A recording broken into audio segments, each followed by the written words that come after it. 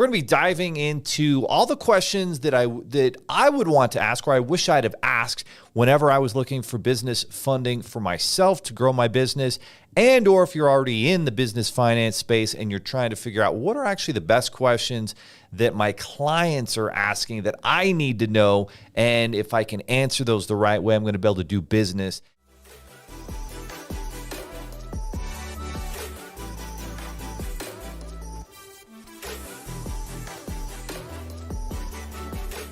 What funding options are available for a pre-launch business, right?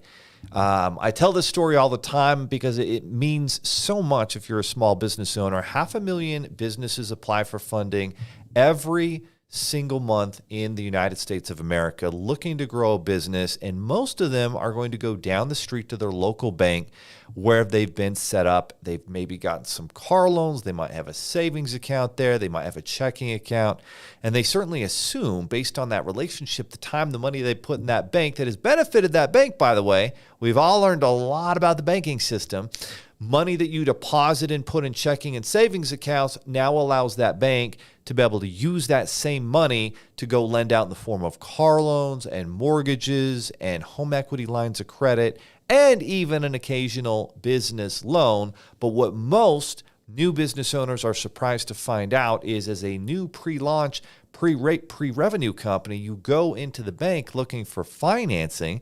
And by the way, that even if you're 6 to 12 months into business, you have some actual sales, you're probably still in that same startup classification. And so for the bank, they're going to look at your credit, number one. Number two, they're going to look at assets. Do you have collateral? And number three, do you have a down payment? Let's say you need $100,000 to get this business off the ground. Well, they want to see a 10 to 20% down payment. That's $10,000 to $20,000 cash that you give to the bank as kind of collateral to lessen the risk for them to give you a loan. And that loan is 9 times out of 10, it's going to be an SBA loan, which means you're going to need additional collateral in your business. Hopefully you're getting something that has equipment involved with it. Hopefully it's a franchise. If not, that SBA loan at the bank is going to be very tough to get. There's a reason why 90% of new pre-launch businesses do not qualify for bank financing, because it's very difficult to do so if you don't have a lot of assets, a lot of income. And if you're brand new to business, you probably don't have a lot of either of those things. So if you do have one good piece of collateral, which is a good credit score, now you open a lot of doors. So for the pre-launch business, what are the funding options that are available to you? For the most part, it's going to be personal loans.